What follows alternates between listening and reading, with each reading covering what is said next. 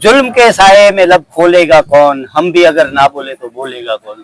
આજે ગુજરાતના ખેડૂતોની સ્થિતિ એવી થઈ ગઈ છે કે દરેકે દરેક જગ્યાએ જે સરકારી ગુંડાઓ જે ખેડૂતોને હેરાન કરે છે, અને જે મુખ્ય મુદ્દો છે વીજ વાયરનો, વીજ વાયર અને થાંભલામાં ખેડૂતોની કેવી પરિસ્થિતિ થઈ છે આપણે છાસવારે જોતા હોઈએ છીએ, પરંતુ આ સરકારના પેટનું પાણી ચાલતું નથી ને એટલા માટે મોટી પદયાત્રા ચાલુ થઈ છે. અને પાલભાઈ આપણી સાથે છે. પાલભાઈ, સ્વાગત છે તમારું અમારી સાથે. બહુ જ અગત્યનો પ્રશ્ન એ છે કે ખેડૂતો, ગુજરાતના 54 લાખ ખેડૂતો પરેશાન છે, પરંતુ સરકારના પેટનું પાણી પણ હળતું નથી. તો આ લડાઈને તમે કઈ લેવલ સુધી જવા જઈ રહ્યા છો? તમારા એન્ટ્રોમાં તમે જે કાવ્ય પંક્તિઓ બોલી, હું એ પ્રમાણે મારું ફરજ, કોઈ ના બોલે તો આપણાથી જેટલું થાય, જેટલું કરીએ, જેટલા આપણાથી થાય બધા જ પ્રયત્નો કરીએ, અને એ કરવા હું મથું છું. હું તો ભગવાન કૃષ્ણને માનવાવાળો માણસ છું. એને કહ્યું છે ગીતામાં કે કર્મ કરતો જા, ફળની આશા ના રાખ. આપણે કર્મ કરીએ છીએ આપણાથી થાય. મુદ્દો પાલભાઈ મુખ્ય એ જ છે કે ખેડૂતોનો અધિકાર છે, ખેડૂતોની જમીન છે. આ લોકો સરકારી આદેશો લઈને ધણી થઈ જાય છે. કેમ એ લોકોની જમીનમાંથી નથી થતી? અદાણીની જે જમીનો છે આજે પણ 25 વર્ષે અનયુઝ પડી છે. એ જમીનો અદાણીના બાપની ને ખેડૂતોની જમીન પણ એના બાપની. દત્તેશભાઈ, એમાં સમજવા જેવું એ છે કે આ સરકાર કેવા પૂરતી ખેડૂત લક્ષી છે. વાસ્તવમાં આ સરકાર ખેડૂત ભક્ષી સરકાર છે. ઉદ્યોગપતિઓની આ સરકાર છે, અને ઉદ્યોગપતિઓની સરકાર કરતા ઉદ્યોગપતિઓ સરકારને ખિસ્સામાં લઈને રખડે છે. એવી અત્યારે દેશની અને ગુજરાતની પરિસ્થિતિ છે. આજે જ હું કચ્છમાંથી જયારે શું કહેવાય સુરજબારી પુલ ક્રોસ કરીએ ને, એની પેલા ગામો આવે છે, શિકારપુર છે, જંગી છે, આંબલિયારા છે, બરાબર છે, આગળ શિવલખા છે, લાકડિયા છે. આ ખેડૂતોને કંપનીએ આજથી 1.5-2 વર્ષ પહેલા લેખિતમાં આપ્યું છે કે તમને 10 લાખ રૂપિયા, કોઈને 35 લાખ રૂપિયા, કોઈને 70 લાખ રૂપિયા, જે કંપનીએ પેલા એસ્ટિમેટ આપવાનો હોય ને, આ એસ્ટિમેટ આપ્યો છે, તમને આટલા રૂપિયા મળવા પાત્ર છે. હવે અત્યારે એ જ કંપની વાળા થાંભલા ખોડવા જયારે આવ્યા ત્યારે એમ કે છે કે એ અધિકારી અમારો હતો નહીં તો મેન્ટલ હતો, એટલે તમને આવા આંકડા લખી દીધા. કલેક્ટર એમ કહે છે ખેડૂતોના કહેવા પ્રમાણે કે હું એની સામે પોલીસ ફરિયાદ કરીશ, એટલે ફરિયાદ કરીશ એવું કહ્યું છે. આજે મેં ત્યાં ખેડૂતોને પણ કહ્યું કે તમારા કચ્છના કલેક્ટરને કહેજો તમારે ફરિયાદ કરવી હોય, જે કરવું હોય, બરાબર છે, પહેલા એ ફરિયાદનું નિરાકરણ આવે ને પછી કંપનીને અમારા ખેતરમાં આવવા દેજો, બરાબર છે. એટલે અમને ખબર પડે ફરિયાદનું પરિણામ શું છે. બાકી એક વખત કંપની એસ્ટિમેટ આપ્યું છે તો કલેક્ટરની ત્યાં ફરજ બને છે, બિલકુલ બરાબર છે, પ્રશાસનિક અધિકારી એ છે, કલેક્ટરની ફરજ બને છે કે કંપની પાસેથી પૈસા અપાવવા પડે. એનું બીજું ઉદાહરણ ઈ જ લાઈન પાવર ગ્રીડની જ લાઈન અહીંયા હળવદ, મોરબી જિલ્લો, હળવદ તાલુકો, સાપકડા ગામ, સાપકડા, રાઈટ, બરાબર છે. એ જ અધિકારી જેને મેન્ટલ ગણાવે છે, બરાબર છે, એ જ અધિકારી અહીંયા લખીને આપ્યું હતું. એસડીએમ અમે બેઠા, એને કહ્યું કે આ તો કાયદેસર છે, એને આપ્યો છે એસ્ટિમેટ, બરાબર છે. બીજા દિવસે પૈસા આપવાનું ચાલુ કરી દીધું. તો આ કલેક્ટરે પોતાની જે ભૂમિકા ભજવવાની છે એ ભૂમિકા એ છે કે જે લેખિતમાં કંપની આપ્યું છે એનો કંપની પાસેથી અમલ કરાવડાવે અને ખેડૂતોને પૈસા આપે. એની જગ્યાએ ત્યાં આખો કલેક્ટર અલગ રોલમાં છે. એ એટલા માટે અલગ રોલમાં છે કે અમે 19 ડિસેમ્બરે કલેક્ટર આગળ લગભગ 25 સવાલો કર્યા હતા. 19 ડિસેમ્બર 2025 ના દિવસે તમારી સાથે જતો, બરાબર છે. અને એ કલેક્ટરને જવાબ ત્યારે હતા નહીં, એટલે અમે એવું કહ્યું હતું 24 ડિસેમ્બરે પાછા આવીએ છીએ.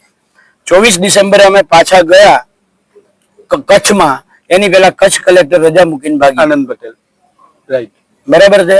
એ જ કલેક્ટર બીજા દિવસે અદાણી ત્યાંના સાંસદ સભ્ય જે છે વિનોદભાઈ કે કોણ ચાવડા, હા, વિનોદભાઈના ભાઈની ઓફિસમાં કે વિનોદભાઈની ઓફિસે કલેક્ટર અદાણીના માણસો, બરાબર છે, ત્યાં કલેક્ટરને અદાણીના માણસોને મળવા જવાનો સમય છે, ખેડૂતો માટે સમય નથી, ખેડૂતો માટે સમય નથી, બરાબર છે. અને હું ઓફિસનું કહું છું, કોની ઓફિસે મળ્યા એ કહું છું, બરાબર છે. એમાં ભારતીય કિસાન સંઘના લોકો પણ સાથે હતા, અને ત્યાર પછી વાંઢિયા વાળું આંદોલન થયું.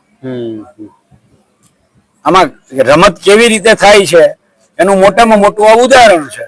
માંડિયા વાળું આંદોલન થયું એની પહેલા તો એ લોકો ભેગા કુલડીમાં ગોળ ભાંગતા હતા. હું કાયમી કહું છું કે કુલડીમાં ગોળ ભાંગે છે. એટલે આ પરિસ્થિતિ આ છે અને આની વચ્ચે લડવાનું છે. દર્શક મિત્રો વિચાર કરો, જે રાષ્ટ્રીય જમાઈ ઘોષિત થયેલા છે, સરકારના તમામે તમામ સંત્રીઓ અને મંત્રીઓ જમાઈ માટે જ કામ કરતા હોય છે, પરંતુ ખેડૂતોનો શું? અંતે જે પણ પ્રોડક્ટ થશે એ આપણે ખાઈને તો પેટ ભરવાના નથી, અને ખેડૂતોનો જે અનાજ પકવશું, જે શાકભાજી હશે એ જ ખાઈને આપણે પેટ ભરવાના છીએ. પાલભાઈ, ખેડૂતોની હાલત દિવસે ને દિવસે આ લોકો ખરાબ જ કરતા જાય છે. આપણે માની લીધું કે આ અમુક ઉદ્યોગપતિઓની જ સરકાર છે, તો પછી હવે ખેડૂતો પાસે રસ્તો શું વધે છે? દત્તેશભાઈ, અમે વાંઢિયાની લડાઈ પછી નક્કી કર્યું હું કોંગ્રેસમાં છું, ક્યાંય હતાડ્યું નથી. કાયમી હું કહું છું કે હું કોંગ્રેસમાં જ છું. બરાબર છે. એક પણ જગ્યા આવી, એક પણ સભા નહીં હોય કે જ્યાં મેં ના કહ્યું કે હું કોંગ્રેસમાં છું. બિલકુલ બરાબર છે. અને જગજાહેર છે. હા.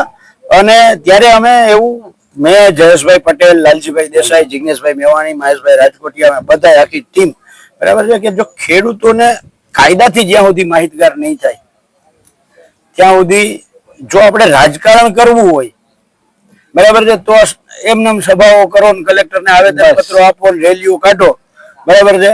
આનાથી ખેડૂતોનું નિરાકરણ નથી. નિરાકરણ લાવવું હોય તો ખેડૂતોને માર્ગદર્શન આપો, કાયદાકીય માહિતગાર કરો, બરાબર છે. અને જે સાચી પોલિટિક્સ, સાચી રાજનીતિ છે, અત્યારે ગુજરાતમાં માણસ રાજકારણ જ સમજે છે અને બોલાય રાજકારણ જ છે. માણસ એમ કે તો રાજકારણી છે, રાજનીતિજ્ઞ કોઈ નથી કહેતું, કારણ કે રાજનીતિજ્ઞ વૈધ જ નથી. બરાબર છે. એટલે અમે ત્યારે નક્કી, જે તમે પ્રશ્ન છે એનો જ જવાબ છે કે ખેડૂતોને માહિતગાર કરવા માટે અમે 2 દિવસનો સેમિનાર કર્યો. એમાં 1885 નો ટેલિગ્રાફ એક્ટ, 2013 નો જમીન સંપાદનનો કાયદો, 2003 નો ઇલેક્ટ્રિસિટીનો એક્ટ, 2017, 2021, 23, 24 રાજ્ય સરકારના પરિપત્રો, 2025 નો કેન્દ્ર સરકારનો પરિપત્ર, 2025 ની રાજસ્થાન સરકારની પોલિસી, કેરેલા ગવર્મેન્ટનો ચુકાદો, હાઈકોર્ટનો ચુકાદો, પંજાબ હાઈકોર્ટનો ચુકાદો, આ બધા ઉપર 2 દિવસનો સેમિનાર કરી અને લગભગ 200 યુવાનોને તૈયાર કર્યા. અને એ તૈયાર કર્યા પછી અમે લગભગ જિગ્નેશભાઈ એની રીતે અલગ સભાઓ કરી, લાલજીભાઈ એની રીતે કરી, મેન મહેશભાઈ સંયુક્ત રીતે અલગ અલગ જગ્યાએ નાની નાની 8-10 ગામની 8-10 ગામની એવી મિટિંગો કરી, છેક વાવથરા સુધી કરી. ઓલી બાજુ સુરત, દક્ષિણ ગુજરાતમાં જયેશભાઈ ને રમેશભાઈ ઓરમા, એને આ બધી આ વીજળાઈનો બાબતે જ, બરાબર છે, છેલ્લા 6 મહિનાની અમે લડાઈ કર્યા પછી ખેડૂતો જાગૃત થયા, ખેડૂતો લડવા બહાર નીકળ્યા, મેદાનમાં આવ્યા અને અમે નારો આપ્યો કે ચલો ગાંધીનગર. બરાબર છે. જેમ 3 કાળા કાયદા વિરુદ્ધ આખા ભારતના ખેડૂતોએ નારો આપ્યો તો ચલો દિલ્હી, એમ અમે કહ્યું ચલો ગાંધીનગર. જેમ દિલ્હીના ખેડૂતો, સમજો વાતને, જેમ દિલ્હીના ખેડૂતો દિલ્હી ના પહોંચ્યા, યુપી બોર્ડર, હરિયાણા બોર્ડર, બરાબર છે, પંજાબ બોર્ડર, રાજસ્થાન બોર્ડર ઉપર અટકી ગયા, સરકારે રોક્યા તો એ અટકી ગયા, એમ અમને સરકારે 19 રોક્યા, અમે 19 અટકી ગયા, બરાબર છે. પણ આમ આદમી પાર્ટીના પેટમાં તેલ રેડાણું. એને અહીંયા નાટકો ચાલુ કર્યા કે ગાંધીનગર નું કહ્યું હતું ને કેમ રોકી દીધા. ગેરમાર્ગે દોરવાનું કામ કર્યું છે. આખું ઊભું થયેલું આંદોલનને તોડી પાડવાનું કામ કર્યું છે. ખેડૂતો આરે સૌથી મોટું જો કોઈ પાપ કર્યું હોય ને તો આમ આદમી પાર્ટીએ પાપ કર્યું છે. અને ગુજરાતમાં ભાજપના ઈશારે કામ કરતું એક ભારતીય કિસાન સંઘ તો હતું જ, જે ખેડૂતોની પીઠમાં ખંજર ભોગતું હતું. હવે અત્યારે ભાજપે બીજું હથિયાર તૈયાર કરી લીધું છે ખેડૂતની પીઠમાં ખંજર ભોગવાનું, એ આમ આદમી પાર્ટી છે. હું આપની ન્યૂઝ ચેનલના માધ્યમથી ગુજરાતના એક આમ આદમી પાર્ટીના સબ કાર્યકરોને કહેવા માંગુ છું કે નેતાઓ તમારા ઉપર શું કુલડીમાં ગોળ ભાંગે છે, બરાબર છે, એ સૌથી મોટું ઉદાહરણ અમદાવાદમાં પૂરું પડ્યું છે. મહેરબાની કરીને આમ આદમીથી ગુજરાતના ખેડૂતોનું સૌથી મોટું પાપ કરનાર આમ આદમી પાર્ટીમાંથી વેલેરી રજા લઈ લેજો. પાલભાઈ, ખેડૂતોનો મુદ્દો એ જ રહ્યો, લોકોને અવેર નથી, ખેડૂતો પાસે પૂરતું જ્ઞાન નથી, તો એનો દુરુપયોગ આ સરકારી અધિકારીઓ અને કંપનીઓ લઈ રહી છે. કોણે કહ્યું ખેડૂતો આગળ જ્ઞાન નથી? હવે હું કહું છું ને 200 યુવાનો તૈયાર કર્યા. એનું મોટામાં મોટું ઉદાહરણ અત્યારે જેતપુરમાં જે આંદોલન ચાલે છે ને, નેહુલ અમૃતિયા દાઢીવાળો છોકરો જે પાતળો, બરાબર છે, એ અમારે 2 દિવસના સેમિનારનો હિસ્સો હતો. અને એ જેતપુર આંદોલનમાં બેઠા એની પહેલા એસડીએમ આરે વાત કરતો હતો ને, એનો વિડીયો તમે જોજો. અને આંદોલનમાં બેઠા પછી જે એ વાત કરે છે એ જો અમે આંદોલનમાં એ શીખવાડ્યું છે એ સેમિનારમાં કે આ કાયદાની માહિતી આ બધું તો શું કામ જરૂરી છે. તો સામાન્ય રીતે દત્તેશભાઈ એવું થાય છે કે લોકો 5 લાખની ભીડ ભેગી કરી લે. સમજો, બહુ મહત્વની વાત છે. 5 લાખની ભીડ ભેગી કર્યા પછી સરકાર ઉપર દબાણ આવે, સરકાર સામેથી આમંત્રણ આપે કે આવો આપણે બેઠક કરીએ. મોટા ભાગના આંદોલનોની હાર આ ટોક જે ટેબલ ટોક થાય ને એમાં થાય છે. એટલા માટે કે આંદોલનકારી પાસે જે મૂળ મુદ્દો છે ને એનું જ્ઞાન નથી હોતું. આજે જેતપરમાં તાકાતથી નેહુલ જો ઉભો હોય ને તો એ ટેબલ ટોકમાં ક્યાંય પાછો નથી પડતો. એમાં નહીં, હું મારી વાત પૂરી કરું છું. એ જયારે અધિકારીઓ ત્યાં આવે છે, એસડીએમ આવે, કલેક્ટર આવે, એસપી આવે, તો નેહુલ એની આંખમાં આંખ નાખીને વાત કરે છે. જોજો તમે, નેહુલ અમૃતિયા એ અધિકારીઓની આંખમાં આંખ નાખીને વાત કરે છે ને એમ કહે છે કે અમે આ 6 મુદ્દા આપ્યા છે. બરાબર છે. આ 6 મુદ્દા તમે આપો અને 6 મુદ્દા એવા તાકાતવાળા આપ્યા છે કે કાયદાકીય રીતે ક્યાંય નેહુલ પાછો ના પડે. અધિકારીઓ પાસે જવાબ નથી. બાકી અગાઉ તમે જોયું હશે, એ જ આમ આદમી પાર્ટીના 27 તારીખે ગયા હતા માર્ચમાં, બરાબર છે, આંદોલન. પેલા ભારતીય કિસાન સંઘે કર્યું હતું ગાંધીનગરનું 12 માર્ચે આંદોલન જવાનું. 27 માર્ચે આમ આદમી પાર્ટીના આગેવાનો એટલે અનઓફિશિયલી આમ આદમી પાર્ટી, બરાબર છે, એને આવું કર્યું હતું. એ લોકોએ ઉર્જા મંત્રીના મળ્યા હતા, બરાબર છે, અને ભારતીય કિસાન સંઘ વાળા મળ્યા હતા. મળીને ટેબલ ટોકમાં શું પરિણામ આવ્યું? પોલિસી પાઇપલાઇનમાં છે, પોલિસી પાઇપલાઇનમાં છે, ટૂંક સમયમાં જાહેર થશે. બરાબર છે. તો એ જે ટેબલ ટોકમાં માણસ હારે છે, આંદોલનકારી વ્યક્તિ, એ એટલા માટે હારે છે કે એની પાસે જ્ઞાન નથી. અને આ વાત અમે સેમિનારમાં એક આખા કલાકનો અમે સેમિનારમાં આખું લેસન આપ્યું હતું કે આંદોલન ક્યાંથી ઉદ્ભવે, કેવી રીતે ઊભું થાય, આંદોલનમાં ટેબલ ટોક સમયે કઈ કઈ બાબતોનું ધ્યાન રાખવું. આજે તમે એમ કહો છો ખેડૂત નથી બોલતો, આજે એક એક ખેડૂતનો દીકરો 200 જણા હતા ને એમાંથી કોઈ પણ ક્યાંક કાનો હશે, પૂછજો. હમણાં જો આર્યો પાછળ, બરાબર છે, પૂછજો એને અધિકારી. હું ગેરંટીથી કહું, મોરબી કલેક્ટરને વીજ લાઈનોના નિયમો ખબર નહીં હોય ને એટલી આ કાનાને ખબર છે, એટલી નેહુલ અમૃતિયાને ખબર છે, એટલી અહીં ભરત કારણ છે એને ખબર છે, એટલી અહીં શક્તિસિંહ ગોહિલ છે, શક્તિસિંહ ગોહિલ સિનિયર નહીં, અમારા જુનિયર શક્તિસિંહ ગોહિલ છે, એને ખબર છે, પરેશ કાંબરિયાને ખબર છે. અમે યુવાનો તૈયાર કર્યા છે, અમે આ રાજનીતિ કરીએ છીએ, બરાબર છે. અમે એટલા માટે લડીએ છીએ કે આજે પાલભાઈ ને જયેશભાઈ છે, કાલે આ કોરોનાની ઓલી વેક્સિનના કારણે એટેક ક્યારે આવે અને વયા રહીએ, તો વાહે ખેડૂતો માટે લડવા વાળું તો કોઈક હોવું જોઈએ ને. આ કામ કર્યું છે ને અત્યારે 200 યુવાનોને તૈયાર કર્યા છે, એ બોલે છે, એ લડે છે. એટલે એ તમે ભૂલી જાય એમ ના કે કોઈ બોલતું નથી. અને એના કારણે ખેડૂતો ત્યાં આવ્યા હતા. જે ભાઈ પંકજભાઈ કહેતા હતા કે અમારા બધા ટ્રેક્ટર, તમારા ભાઈ આખા મોરબીમાંથી 200-250 ટ્રેક્ટર હતા, 300 ટ્રેક્ટર હતા, ચલો 500 ટ્રેક્ટર હતા, તો 2200 ટ્રેક્ટર હતા, તો 1500 તો બીજા જિલ્લાઓમાંથી હતા ને. અહીંયા 20-25 હજાર નો માણસ, ચલો મોરબીમાંથી 5-7 હજાર માણસ હતો જિલ્લામાંથી, તો બાકીના 17 હજાર તો બીજા જિલ્લાઓમાંથી હતા ને, બરાબર. એટલે પીડા એટલા માટે થાય છે, દર્દ એટલા માટે થાય ને. એટલે જ હું હમણાં બેનને સમજાવતો હતો કે આમ આદમી પાર્ટીને મૂકી દેવા ભાજપની ભગીની સંસ્થા જ છે. પાલભાઈ, આ તમારું આંદોલન 15 દિવસમાં ત્યાં પહોંચશે, સફળતા નહીં મળે તો પછીનો શું રસ્તો છે?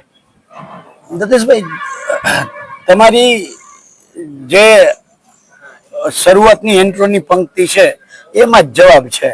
લડવા વાળો કોઈ દિવસ હારે નહીં, લડતો રહીએ, ક્યારેય હારે નહીં, એ લડતો રહીએ, બરાબર છે. અમે જયારે 6 મહિના પહેલા ચાલુ કર્યું, આ લડાઈ કઈ 5-15 દિવસથી નથી, 6 મહિનાથી. વાંઢિયા 19 ડિસેમ્બર થી આ લડાઈ ચાલુ થઈ છે, બરાબર છે. ત્યારથી અત્યાર સુધીમાં હાર્યા નથી. અને લાંબા ગાળાની વાત છે, લડાઈ લાંબી થશે, પણ સરકાર પાસે અમે જે માગીએ છીએ એ પોલિસી તો કરાવીને રહેશું, એના વગર તો બંધ નહીં થઈએ. પાલભાઈ, ખૂબ ખૂબ આભાર અમારી સાથે વાત કરવા માટે. તો દર્શક મિત્રો, આપણે હારે જમી લઈએ. દર્શક મિત્રો, તમે વિચારો કે જ્યારે ખેડૂતના ખેતરમાં અનાજ ઉગે છે ને, સતીશભાઈ એમ કયો કે 38 કિલોમીટર હાલ્યા પછી આટલી એનર્જી થી બોલે છે. આજે 38 કિલોમીટર અગત્યનો મુદ્દો છે કે આ જેટલા પણ લોકો બેઠા છે એ 38 કિલોમીટર પગપાળા ચાલીને આવ્યા છે. અમે વાહનથી આવ્યા છીએ, પણ આ લોકો ચાલીને આટલી એનર્જીથી જો બોલતા હોય તો એનો મતલબ એ છે કે એમને પણ ખબર છે કે બહુ જ એનર્જીની જરૂર છે, ને આજે કાન વગરની બહેરી સરકાર છે એને સાંભળવા માટે ખૂબ જ મોટા પાયે ઘંટ વગાડવા પડશે. दर्शक मित्रों, હું हमेशा कहता हूँ છું કે जलते घर को देखने वालों फूस का छप्पर आपका है, आग के पीछे तेज हवा है, आगे मुड़कर दर आपका है, उसके कत्ल पर मैं भी चुप था, मेरा नंबर अब आया है, मेरे कत्ल पर तुम भी चुप हो, अगला नंबर आपका है. नमस्कार, आवाज जनता की માંથી હું દતેશ.